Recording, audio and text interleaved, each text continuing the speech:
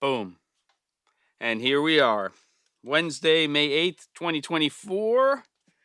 Welcome to the weekly live stream on the C47's channel. My name is Jem Schofield. Hello, Harrison. Hey, Thaddeus. Um, Thaddeus is just hanging. And we get started. Oh, Harrison just had a nasty storm roll through, just got power back 30 minutes ago. Well, thank you for coming to the live stream, Harrison. If you got to go handle that, totally understood. Bill, hello. David, how y'all doing? Are you in the South? That's a very Southern greeting. And what can I say? The sun is shining here in Oregon, which is a good thing.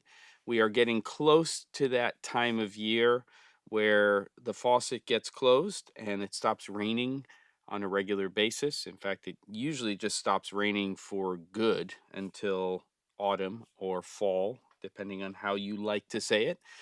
And that means the solar power panels are going to be working hard, and it's going to be a lot of mowing and all of the good stuff that comes up. It always is kind of shocking to me at this time of year because you realize when you're sort of getting towards the middle of May that you're about a month or so out from the longest day of the year. It just never really computes to me because it is definitely staying lighter much longer now. And then just when you feel like you're kind of getting into summer, the days start getting shorter yeah, well, you know what I'm saying. Close to Portugal, north of Portugal. Pretty funny. Okay, yeah, but I get the yowl in there. That's future Harrison's problem. Well, I've been there and I've had to deal with nasty storms and all kinds of stuff, and I'm sorry that's happening to you, but hopefully it doesn't take too long to clean all of that up. Um, I'm actually heading out a week from Friday to Florida for a big production, and that has been taking up the vast majority of my time. It's, I think I've mentioned it before, a somewhat unusual corporate event and conference because of the equipment that we're going to be using, which, at least in one of the rooms, is going to be 3 Sony Venice 2s with Fujinon's Duvo lenses. DUVO, not Devo, Duvo, which are their 25 to 1000 millimeter box lenses. And they also have an extender feature in there, which is a 1.5x. I actually looked at and checked out the lens when I was at the Lens Summit, which is put on by Kerner Camera Systems, which happened just this past Friday and Saturday in Portland. And Fujinon had that lens hooked up to, big surprise, a Venice camera. And we were checking out the 1.5x functionality of it, and man, was it sharp. So even with the extender feature in the lens, it was tack sharp. We were looking at an American flag somewhere in the distance, and pretty remarkable. So I'm excited to use those on the production, and then the other rooms that are going to be part of this conference are going to be running the relatively new Sony FR7 full frame PTZ cameras. So we're kind of in the trenches right now, working everything out for that particular production.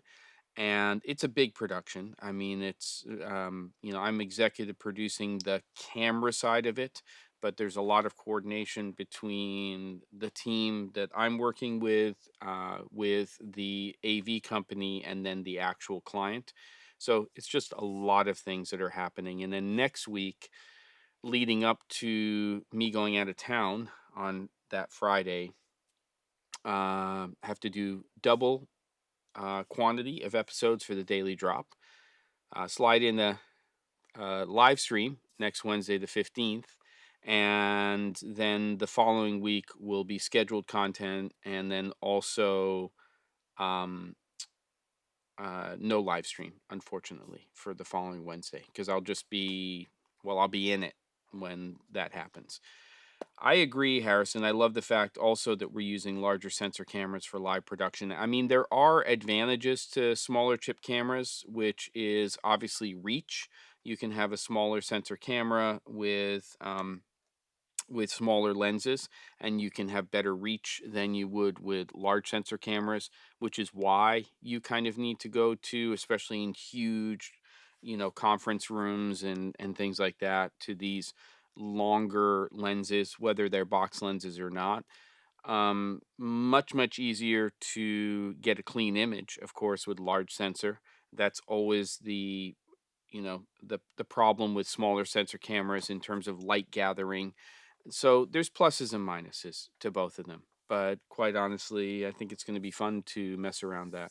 Anything new or interesting on the Lens Summit seems a quite nice and interesting gathering. Well, I think, David, the main thing about that is the uniqueness is you get some companies like Iron Glass and companies like that coming in um, that are doing things that are not just the standard when it comes to lensing from the known companies, the lights, which is part of Leica, the Cooks, the Zeisses, even to a degree the Atlases. There's these other companies that are taking older vintage lenses and they're rehousing them. Duclos, of course, has been a part of that, and doing things like that in the past as well. But just a really nice mix of different companies from the industry. DZO Film was there. They had some interesting stuff. Laowa, which is Venus Optics. So really interesting overall. So it's cool. Been using the 35 LT for years, and lens have always been the missing piece. Wait, say that. I'm not tracking that, Harrison. Say that again. Are you talking about sensor size? The 30, I'm just not tracking. So just clarify that comment that you just put there so I can track with that.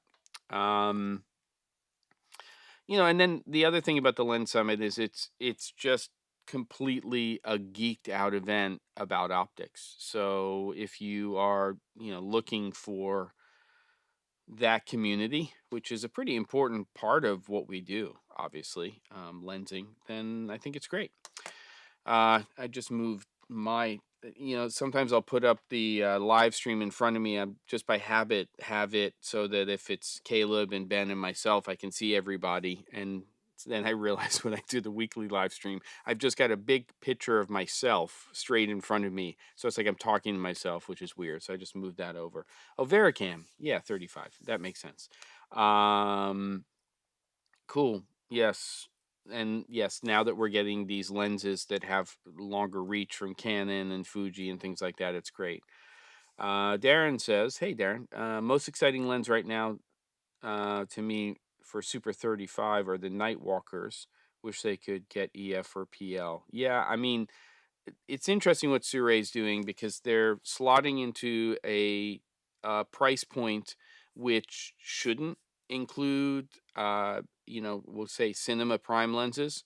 It's really not a price point that historically has done that. And I haven't really spent any time with those lenses. They're extremely cost effective. We're talking, in that $300 to $400 range each.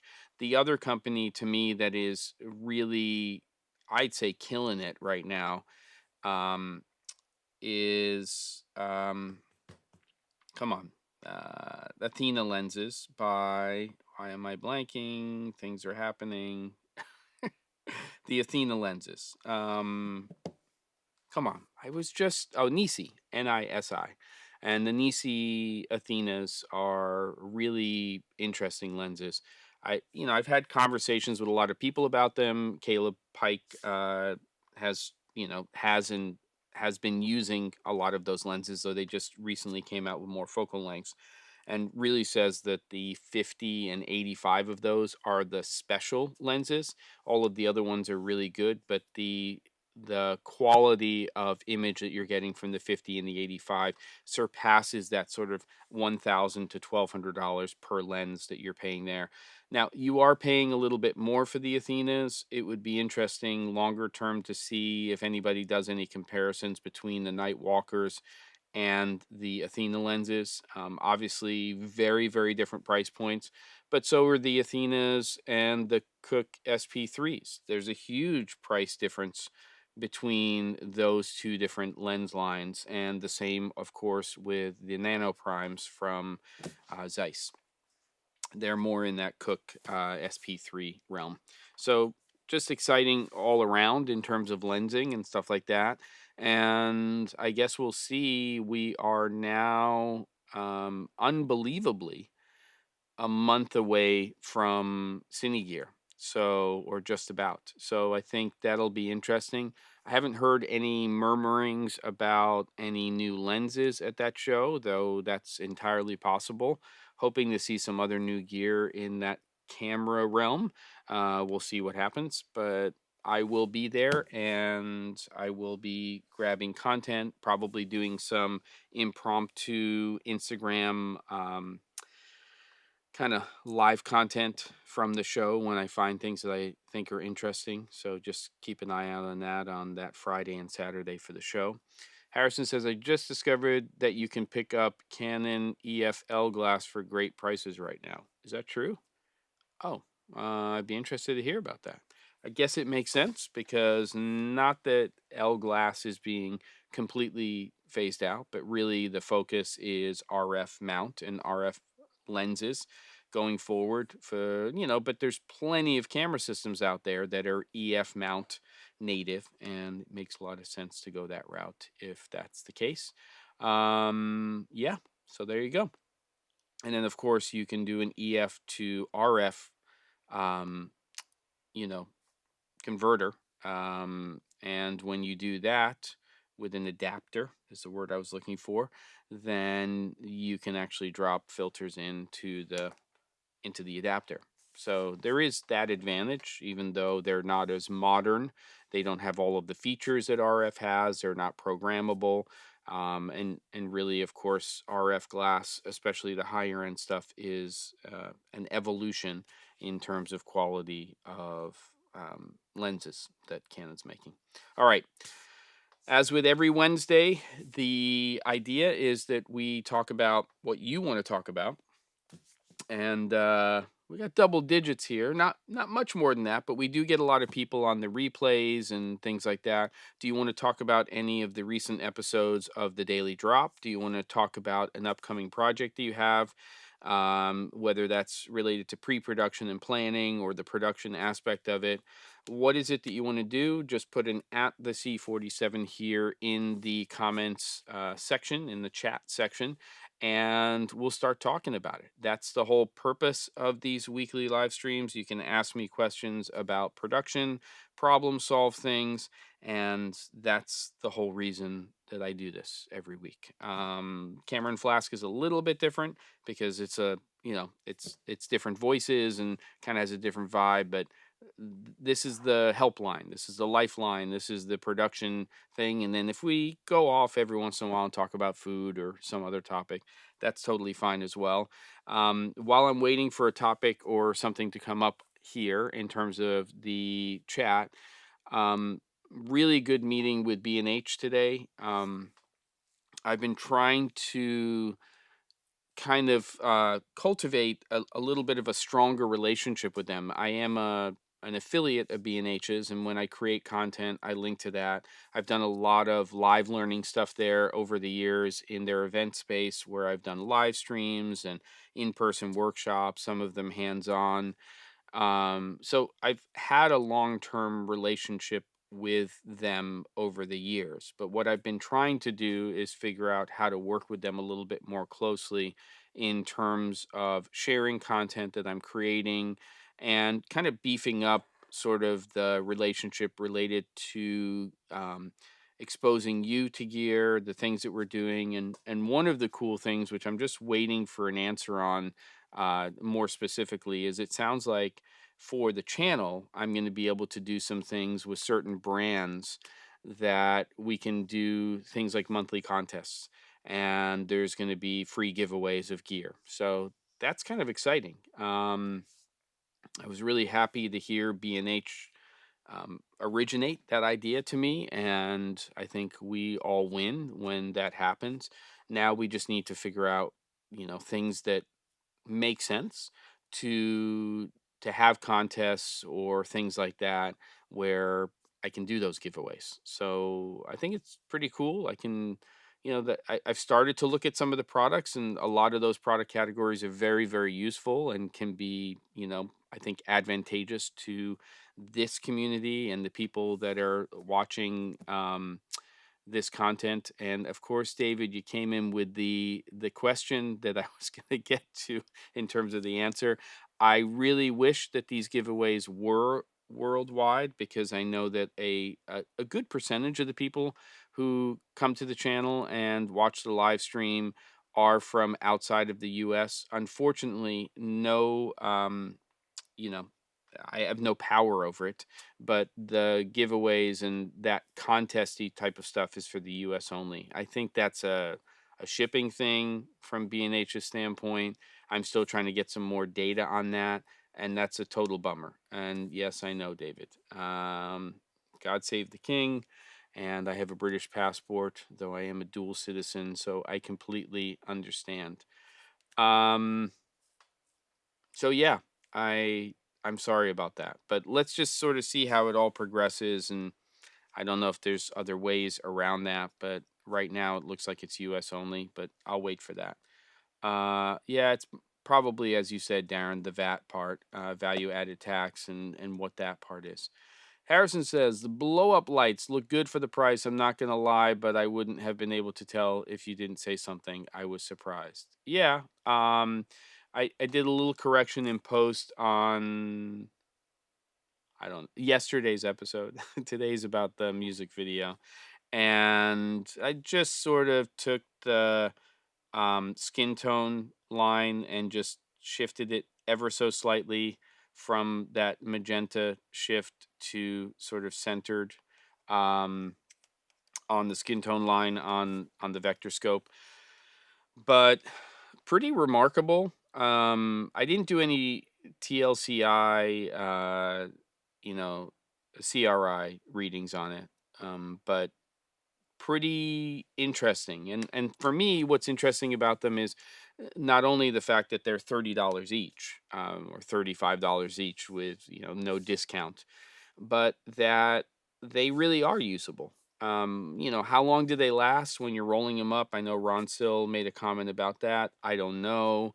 But they are quite accurate. In fact, shockingly accurate in terms of correlated color temperature, as I showed in the first of the two episodes I did on those inky inflatable lights. What I am more interested in terms of those lights, as opposed to the ones that were reviewed on News Shooter, though I'd like to try those, is the inky lights seem like they're a little bit more professional, if you can say that, and very easy to just dial in 100 Kelvin increments the different color temperatures. Um, Whereas it sounded like there were set color temperatures on the one that News Shooter reviewed. I don't know if you can just dial up or down from that, in terms of getting outside of those presets that they had. All right. James, any thoughts on an easy rig versus a cine saddle for long days of handheld shooting? Well, I've seen the one that you can kind of, it's kind of like a cine saddle that's being promoted right now, where it's kind of off the shoulder and you have your camera there. I think that the answer to me is flexibility. And unless you're putting the camera down, which I think a cine saddle is a great solution for, the Easy Rig is giving you a much, much greater range of motion with your camera system. It is its own unique type of camera movement, and it's its own kind of animal when it comes to a camera support system. But I think you'll get overall more flexibility and usage out of an Easy Rig than you would out of a cine saddle, though they both have their place. um and I know what you're talking about, Harrison, about the key light when I was bouncing it off of the Octa 3 and using it as the key, and that's the one that I made the slight reduction. Um, David has started recording cicada sounds at 192 kilohertz. Okay. Yeah. All right. I'm hearing you. What else we got? I'm just making sure I'm not missing anything here. Here we go. If you can talk about it, would love to hear more about that upcoming gig you're prepping. Not necessarily details about it, but challenges of prepping bigger projects, tips, tricks. Is that something, David, you want me to talk about right now? Yeah. David says monopod on the bottom of a gimbal. I mean, tripod legs for sure has been used before, and you could definitely do something like that. It has been done in the past. You know, these newer carbon fiber, quick release, adjustable monopods that a lot of us saw at NAB. For me, my favorite was the one from YC Onion that I saw at the show. Really liked the Shark Nano 2 that I saw at iFootage, but I didn't like their monopod as much as the YC Onion. So you could definitely do that. Waiting to hear on David on his question, and if you want me to start addressing some of that now. Harrison says, I would love to see a weather test with the blow up lights. I could see myself using them. I don't want to kill an expensive fixture. Yeah. Um, yeah. I mean, I don't think they're going to be IP65 rated. I don't even know if they state that on there, but yeah. Um, James says I use gimbals on monopods all the time. Great option. Yep. David, I'm just going to jump up and start talking about um, some stuff. Okay. So this job, yeah, I can't really get into the details of it. I mean, what I can say is it is a large annual conference that I'm going in again as an executive producer for the camera side of the event. So there's a lot of other things going on, which is one of the biggest challenges when you're doing something like this. If you're being brought in to handle one particular, albeit large aspect of the production, you have to fit within the cogs and all of the parts and the puzzle that is handling all of the other aspects. So we're not responsible for the lighting, though we are, because we have to work with that other team in terms of focusing those lights and exposure levels and composition. We're responsible for whatever is happening when it comes to cameras. So, providing the camera systems, setting up the camera systems, shading them, getting them to all match with each other, everything related to that. And then we have to work with uh, the other company to make sure that we are getting what we need when it comes to audio. We are working with them on the lighting of each of the different stages. We are working with them, and I don't mean stages as in, scheduling. I just mean there's 4 rooms that are happening sometimes concurrently. So there's a lot of moving parts, and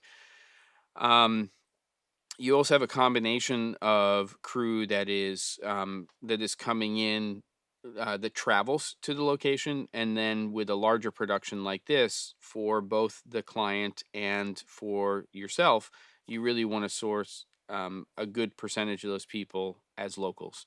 So that's, the challenge is, first and foremost, making sure that you're satisfying and you have the right technical components that are needed to execute the project.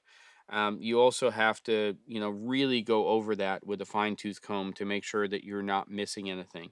And the more meetings we have about the conference and the event itself, the more we start to understand the logistical challenges when it comes to loading in and setting up, especially in this case, because we're not going into a brand new um, convention center type facility, which would have been designed and are designed from the ground up to handle things like cable runs and access to things, and just all of the aspects of that. We're going into, a location that is old, that was never designed for this type of thing. So we've got those challenges that have to be addressed when it comes to the event.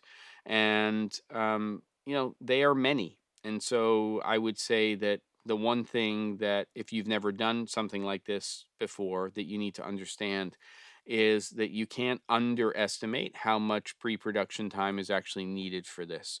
And historically, and it holds true sort of, one for one for all of these events, the scheduling component of it, not the tech side and the logistics of loading in and loading out, but the actual core scheduling of everything that has to happen for all of those presentations and those speakers and the content that's being put together for all of those. That stuff is being created and changed up until the time that people are doing their presentations. And and we do have we have a lot of other challenges beyond that. So um David has a good question. Do you specify daylight fixtures to match the projection? Well, we don't necessarily get to technically specify that based on the fact that we're not handling and loading in and setting up the truss and all of the lighting fixtures and things like that. We are coordinating with the company that is handling that, so we understand what those are, what the look and feel for each of those rooms are going to be. And we have real considerations when it comes to color temperature, because you have to realize that when you're doing an event, you have two audiences. You have the audience that's in the room and what they're seeing with their eyes. And then you have usually the larger audience, which is seeing what is being captured by the cameras and being live streamed or replayed later on, or however it's going to be handled. Now, what's really interesting is that you kind of have to do a split on both of those audiences as well, and understand that not only are you creating an atmosphere in a room for the people who are actually attending the event, they're also seeing the camera feed. So there's got to be some connection between those, because usually you have IMAG, you're doing projection somewhere, and then there's color temperatures. Because what color temperatures, and again, David, I'm not talking about live events that are like concerts where you're doing a lot of stuff with color. This is really white light that we're talking about, but you have to balance your set exposure with your talent's exposure, with what the camera's seeing, and you generally light for the cameras and what they're going to be capturing. And then there's always conversations and things that go on in terms of lighting for the room, lighting for the cameras, and sort of finding that balance. So there's a lot of challenges there. And then there's the actual color temperature of what you're doing, and having considerations. For instance, if you did have somebody on screen, sorry, if you did have somebody on camera who also had a screen or a monitor in frame, that projection, in this case, we're not going to have rear projection. We're not going to see the screen in the same frame necessarily as the speaker. But if you were, you would know that your monitor or your displays are at least by default going to be at a D65 white point, so 6500 Kelvin. I did an episode about that on the channel. There's a daily drop about talking about D65. So what you have to do is just the same way that we consider when we see a screen in a frame with something that we're shooting for content, you have to think about your light sources and what color temperature those are. You have to think about what the color temperature is of the device you're using, and making sure that you're setting that device up to its default. If you start to use that night or warmer mode or whatever it's called in your tablet or your smartphone, then you have to understand that you are now starting to push to a more orange, reddish look as opposed to a more blue look, and you have to consider that. So very oftentimes when we're doing things, not just for events like this, but if I'm going to do an instructional video and I'm talking to the camera and I'm keying and lighting with, let's just say, daylight balanced light. So we're in that 5500 to 5600 Kelvin range. Well, now as soon as a monitor is in that frame or a device, that has a D65 white point, we either have to take the lighting in that space and match it to that same white point or Kelvin temperature, or we have to change the white point of the device itself. A lot of projectors will let you go in and change that white point so you don't have to stick to D65. So you could sometimes match your projection or your wall to a white point that is matching your main lighting. A lot of things to discuss. So there you go. 5600 Kelvin keeps the audience awake after. Yeah, and keeping the room cold is actually more important for that. Ted, good to have you here. Ted says, I own Scrim Jim Cine 8x8. I had problems with some connectors getting stuck in the frame tube. I recently bought more parts to make two 4x4s or 4x6s, more stuck connections, inconsistent diameters. Interesting. So I will tell you, Ted, um, that when Scrim Jim Cine was being designed and in its inception, that was for sure a problem when it came to consistency. The tolerances between the connectors and the tubes weren't dialed in yet at that time. That was years ago. You shouldn't be having that issue. The tolerances should be right on, and it should be easy to connect those connectors, and it should be easy to disconnect them from the Scrim Jim Cine system. It's definitely worth, Ted, a call to Westcott. You need to make them aware of it. If you're not getting anywhere, which you should because Westcott has very good customer service, then send an email to me at contact@thec47.com. But it's really not a problem you should be dealing with. So something's amiss either with the connectors or the tubes. You shouldn't have those. Again, tolerance issues. There's always a chance when you're talking about metal and you're talking about plastic, when you are putting product into extreme conditions, very hot to cold, cold to hot, that expansion and contraction can happen. But again, those overall issues should have been resolved a long time ago. So I'm surprised to hear that that's the case. But please, Ted, reach out to Westcott because you should be able to get that resolved. Any kits that I've gotten, any tubes and connectors I've gotten in recent years do not have those tolerance problems. I occasionally have like an old connector that's from the basically beta, alpha, and beta phase of Scrim Jim Cine being created that still have those tolerance issues, but you shouldn't. Um, I'm looking at your follow-up comment, Ted. I think you still need to call Westcott and just get this sorted because there's no reason why you should be having this problem. If you're not, again, getting anywhere with your next follow-up, the best thing and my recommendation is in any situations like this. In fact, I just had an issue with a quick release system from Newer with two E's. I don't know how else to say that company. Um, and I was really using them, it was these little Arca Swiss little squares. And I was using them to lock off cameras. And then what I started to do was use them for little video heads for panning and for tilting, and realized that there was just ever so much, just a tiny bit of play once you seated the plate into the receiver, and it was consistent with all of them. Now they were very good. They had been bought and used for a long time in locked off, sort of lockdown positions. And when I reached out to them, they asked me to create a video to show the problem, and I gave them an explanation, and I've sent those back now, and I should be getting a credit because I don't know if they're going to be able to resolve it with that run.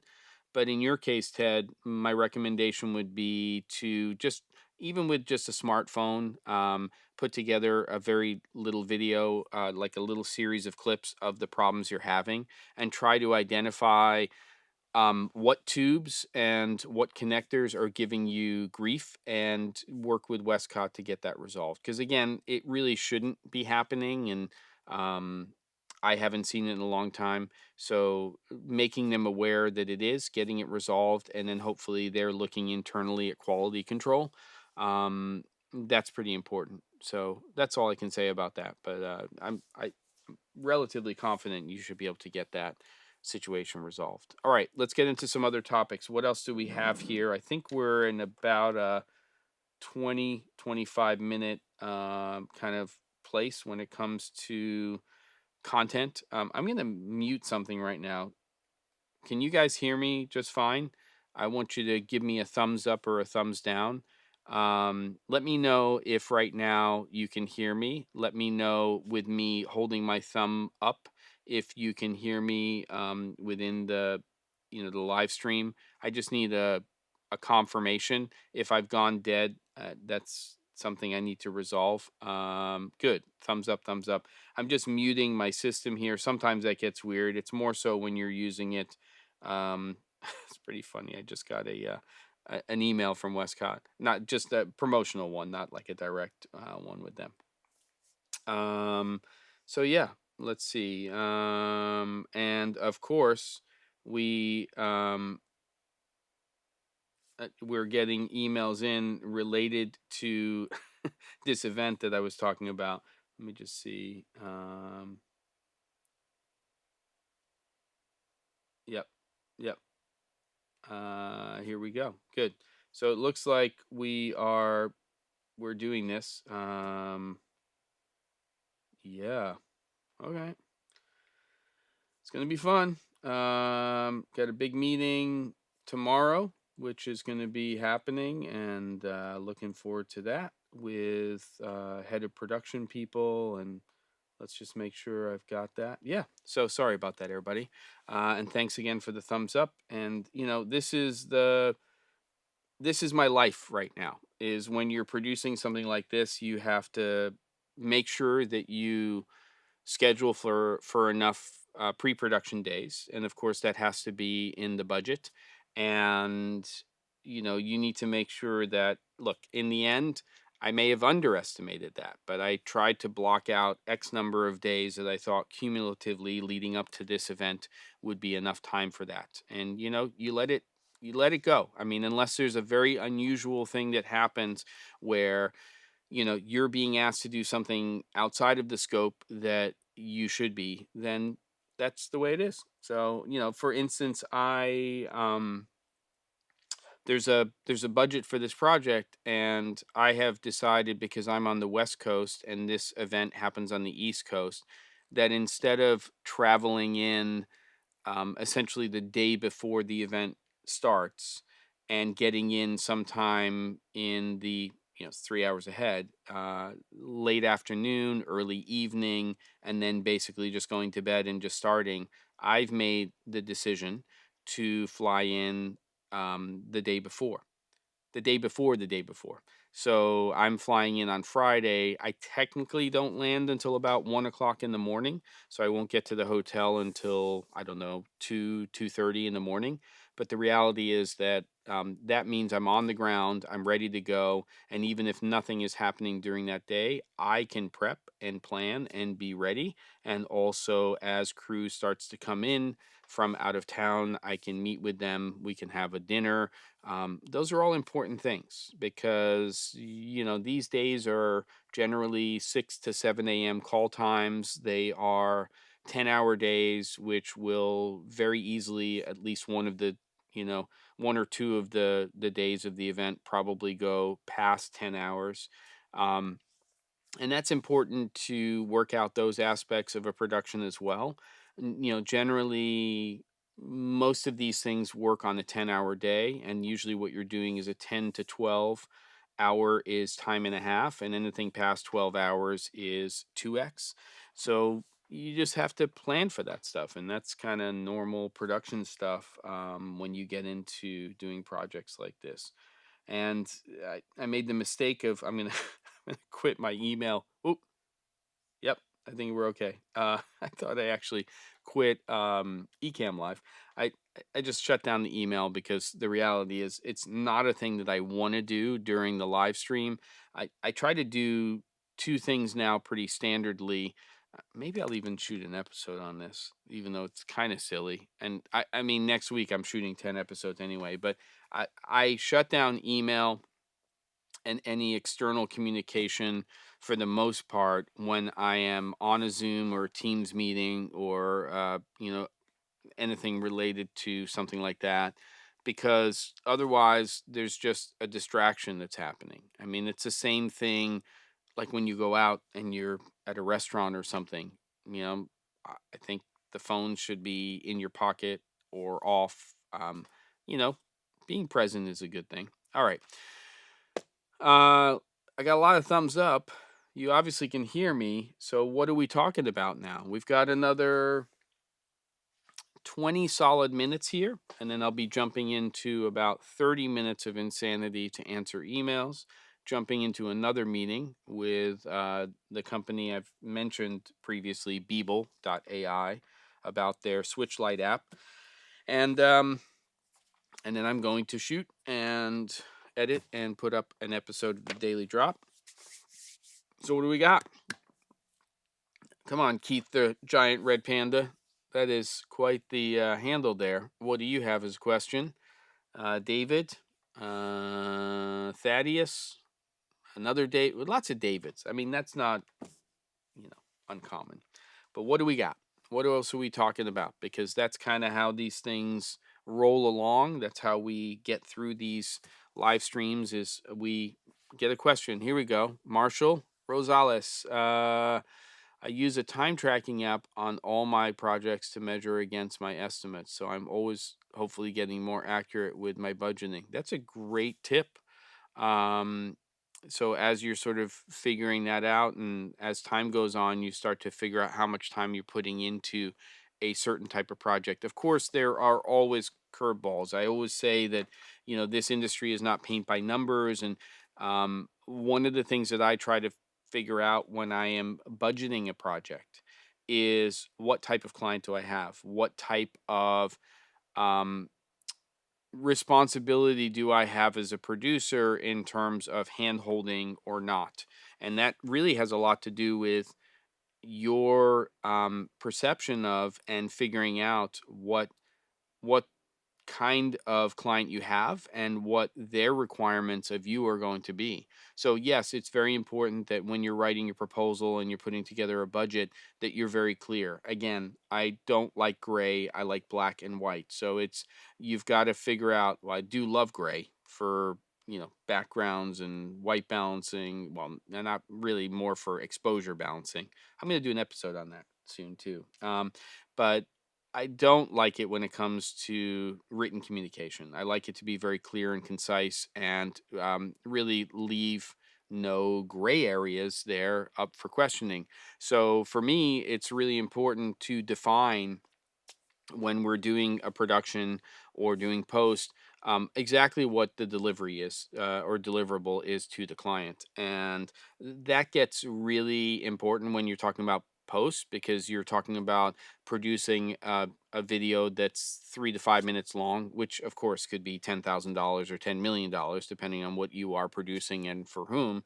But you have to define that with the project and the project parameters and everything else that you're outlining, that the client is going to get a version of that video that is going to be for initial review and feedback. Then after that, they're going to get another revision and they can give feedback and then final changes. And then anything above and beyond that really goes into a separate thing. So just be very, very specific. What has you the most excited for the future of production? Harrison asks. I think that's a general question. For me, I think it's trying to figure out how some of these new tools are going to get worked into the knowledge and the experience that we already have. Um, I love that things are getting smaller. I love that when DSLRs went away and mirrorless cameras came into sort of, into being, that we didn't lose that form factor and those types of cameras because I think they have a very important place in what we do. So your R5Cs and FX30s and FX3s, they're important. They don't have some of the things that the digital cinema cameras have, but that's that line is getting even more blurred right now with the feature sets and the fact that they're 10-bit 422, decent data rates, so on and so forth. But I'm excited about some of these tools that we're going to get to start to use, which is why I'm so fascinated by companies like Beeble, because I think they have the ability to maybe create some things, if they can work out the issues related to AI and the legalities of that, that could be great for us and allow us to do some interesting things. um, so yeah, by the way, Brandon, I checked my email about uh 45 seconds before the live stream, and I made sure there wasn't something you sent to me. So there wasn't. So if you sent something to me now, game over. What's the worst unexpected problem you had to solve when arriving at a gig? Ooh, I don't know. I mean, there's many, David, but the wrong location is really, that's one of the hardest ones to figure out.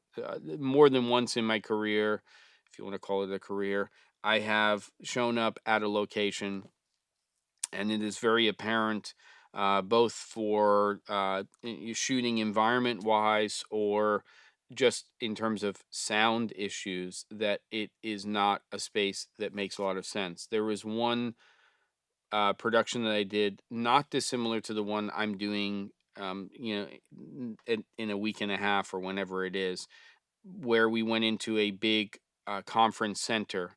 And it was very apparent once we loaded into, trying to think. No, it's not the same location. But when we loaded in, it was very apparent that before we built the black box theater and everything else, that we were going to have significant sound issues. Luckily, we got there, and I believe it was a walking scout of the location, like the day before we were setting up. And they had secured, the vast majority of this venue, and we made a decision because that room, if you were just doing a live event, it would probably be fine, but video was a huge component of it, which means audio recording, sound, all of those. And the main thoroughfare for all of the stuff that happened within that hotel and facility, that conference facility, was right behind where the stage was going to get set. So you would hear, people walking down the hallway with carts with silverware and cutlery and dishes and china and all of that stuff. And that would obviously get picked up and be heard, not only to the people in the actual main space, but also, most importantly, by the microphones. That was that. Um, I've had other similar ones like that where we've shown up and they've given us a space and it just will not work. And they say, well, that's all we have. But then, usually with good communication, you can say, well, are there any spaces that aren't being used or may work out? We did that once for a series of videos I did in Pennsylvania for a camp, and they gave us this tiny, like, 8 by 8 room with a bookcase that was like leaning over, with a horrible carpet, and it smelled in there, and there was just really almost nothing for us to work with. And um, we found another space, and it was a great space. It was behind the stage, it had length, we could build sort of our idea for the set, and we were able to realize it. But it's more about, like, what I'm going through right now is all about figuring out and solving as many problems as humanly possible before you get on the ground, whether you're on set or on location. And then that will allow you to much more effectively address and handle problems that come up when you're there. If you wait to just figure stuff out when you get there, you might have a lot of big brains who can do it, but it's less than ideal, and it means that you're not prepared for the job that you're going to do for the client. So that is extremely important to me as a producer.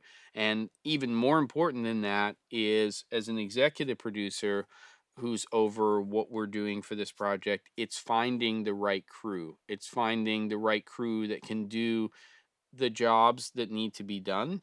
We had a slightly larger crew for this, and then when we started to find out where the parameters were, both in terms of logistics, but more importantly, budgetarily, we had to take some of that crew and reduce it. But then it became even more important for us to find people who could wear multiple hats during this event, so that we could jump in and would be able to handle things if they came up with the crew that we have. So there we go. Brandon,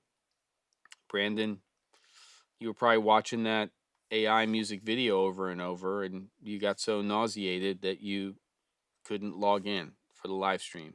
That's it, right?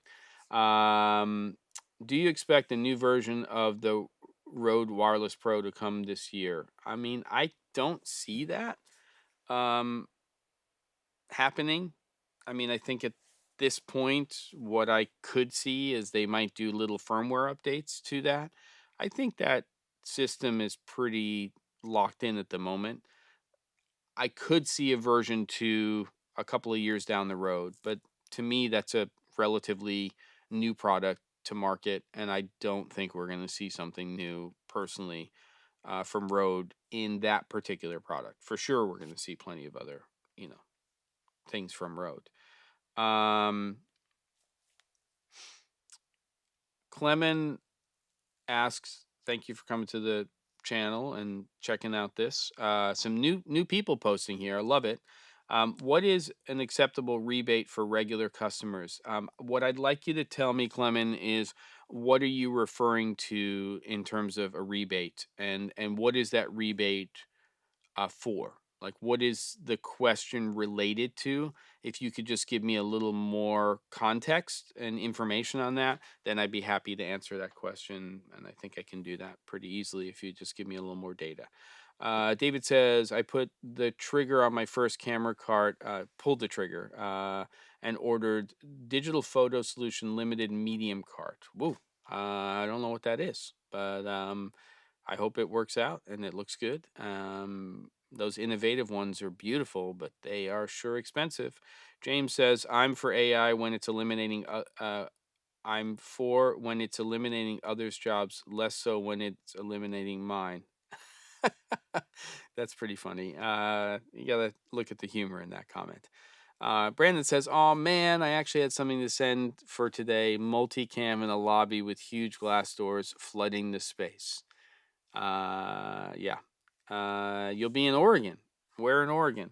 Probably when I'm flying out to the East Coast. Just my luck. Well, let me know, Brandon. Just send me an email at contact@thec47.com. Let me know where you're going to be and stuff. If I can swing it and you're in the area, maybe we have a cup of coffee. Dave says, doing a conference and the only lighting is one Lico. Yeah, that's a problem.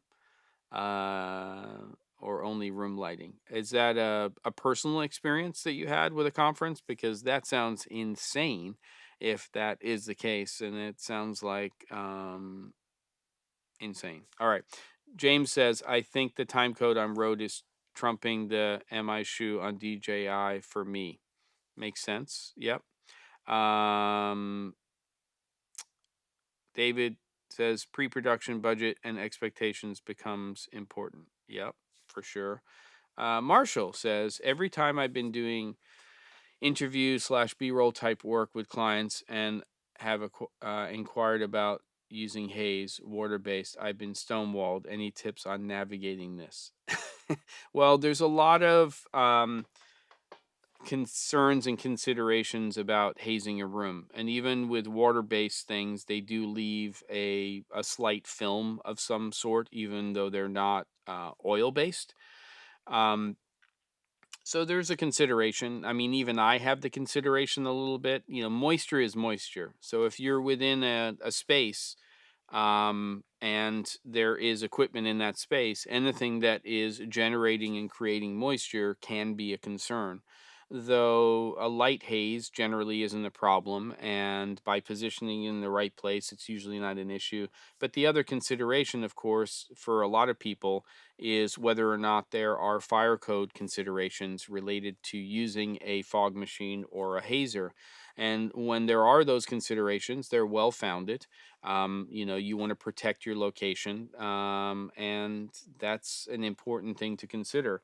So I don't know if there's a way to navigate it. You might get a better reception to it if you're using something like the Smoke Genie products, which are the portable hazer fog machines, because you're not rolling in, a plug into the wall piece of equipment. So you're just creating a little bit of haze or atmosphere, and then you're wafting that, and theirs is water based as well, and maybe that'll get you to the finish line, but there will be considerations. And if you are going into a location based environment, then it is best to coordinate with that location to find out, do you need to get permission for using a hazer or a fog machine in a particular place? Because what they're concerned about is if that fog machine or hazer triggers a system, a sprinkler system, then you really have a moisture problem.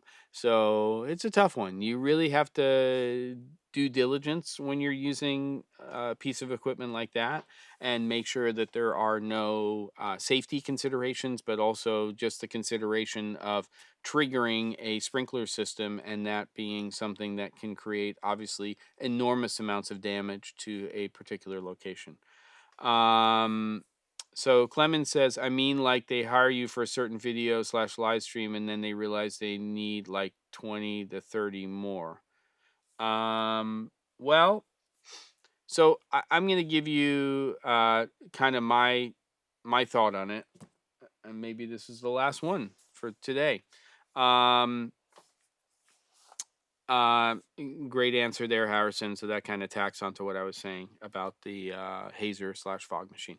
So, Clement, I mean, like they hire you for a certain video, boom. Okay, so in terms of discounting and things like that, the first thing that I have a policy on is if I work on a project proposal and a budget, and I submit a proposal with a budget, and budget usually breaks down pre-production, production, post production, if that's a component of it, equipment, and then production services, which is really where insurance and your production company fee goes. So let's just take a look at pre production and production. I'm usually almost always specking out who the crew are, and what their titles are and what they're doing when I'm doing that. And once a budget has been established with a proposal, which is sort of the blueprint of the project, um, if they want to change the price of the project, they have to change parameters, because otherwise it shows, oh, well, oh yeah, we can just knock 15% off of that. Well, that means that you're losing trust, first of all, with your existing or your new client, because they're like, well, he was really, or she, they were just trying to get more money out of us, and that's usually not the case. Um, but you kind of have to stick to your pricing, and then if discounts are happening on an existing proposal, you have to change parameters. You're creating a shorter video, there's less crew, there's less production days, whatever that is, the things that change the actual budget itself need to be changes to the project. If it's a project you've now finished and they say that they want to do more of these, and they want a proposal in the budget for that, and they're looking for a quantity discount, be very careful when you do that to be black and white and very much in writing that this, cost per live stream in this case, or video, is based on producing 25 videos over the course of blah de blah. I spend a lot of non billable time creating proposals and budgets. And if I feel like it's worth the time, I'm absolutely down for doing that. But if I feel like I'm not sure with that particular client, what I'll do is I'll throw a ballpark number out. Like, I'll spend the time going through my budget sheet and figuring out what I think the overall cost is going to be, and then throw out a number.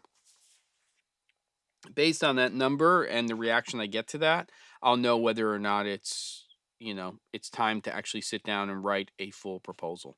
So it really depends, but I would say that if you're doing quantity discounts, you need to make sure it's very clear and in writing, and that quantity discount explicitly states how many videos you're producing for that price. It would actually make a lot of sense to create, in that case, Clement, proposal that breaks it down and says that if I'm going to produce, 1 to 5 additional ones of these, it's going to be X number of dollars. And then, 6 to 10, it's going to be less per, or 1 to 10. And you can do sort of a sliding scale for them. Because very oftentimes what will happen is you'll have a client who will say, well, we want to do a lot more of these. What's a discount we can get? And then they'll do a few of them, and then something happens at the company, and then they scrap it. But now they've done 3 of those at that much more reduced cost, and you know, you see where you are. All right, there you go. Lastly, David says, do you bill for pre-production meetings / Zoom calls? It depends. If I'm writing a proposal in a budget, generally not. As soon as I know what the parameters are for the production, then I will have pre-production time built into the project for the additional stuff that happens. The exception to that for me, David, is consulting. So if I'm doing product or I'm doing production-based consulting, then I have a Calendly, section of the C47.com's website, and people can sign up, yes, for a free 15-minute consultation, but anything else would be through essentially Calendly. I'm using Stripe. They can use a credit card if they want, and there's just an hourly rate for that. So if people want to take advantage of that, they can, and it's available to them. But again, in the context of a full production, it's usually non-billable time to kind of figure out what the project's going to be. As soon as we have an idea and I've submitted a proposal in the budget, then everything else is essentially billable time as part of that project. And then sometimes I'll just say to somebody, I've done projects like that. I'm in the middle of one now where it's sort of like, let's do up to X number of hours per month, and we're on a retainer, and then basically I'll invoice monthly for that. Hope that answers the question. I got 28 minutes to figure out a lot of stuff. I appreciate everybody coming to the live stream, asking the questions. No 2 weeks are the same, so I do appreciate that. And as always, thanks for watching the content on the channel in terms of the daily drop. Lots more of those coming in the future, and that's the deal. Thanks for the thanks. Hopefully we'll do and do some more of these questions and this kind of stuff. Yes, I agree, Brandon. Great questions today on the stream. I think there's especially in sort of the second half or second 2/3 of this, there's a lot of stuff for people on the replay to check out, which I'm glad. So come with great questions next week, and then again the following week I won't have a live stream because of this thing that I'm working on, but happy to bring you up to date on anything I can next week on what's going on. Wish me luck on shooting 10 episodes of the Daily Drop between Sunday, probably Monday. Well, Sunday I got to get one in. It's Mother's Day, but I'll have to do it in the morning, and then another 9 before I head on a plane next Friday. I've done it before. I'm sure I'll do it again. Thank you, everybody, for coming to the live stream. Keep commenting and keep the feedback going, the engagement on the Daily Drop. It really helps me because, I read all of that stuff. And hit the like. Thank you, Marshall, for the algorithm. And Dylan, thank you for the comment about enjoying it. And hope to see you all again soon. I'll see you on the other side. Take care.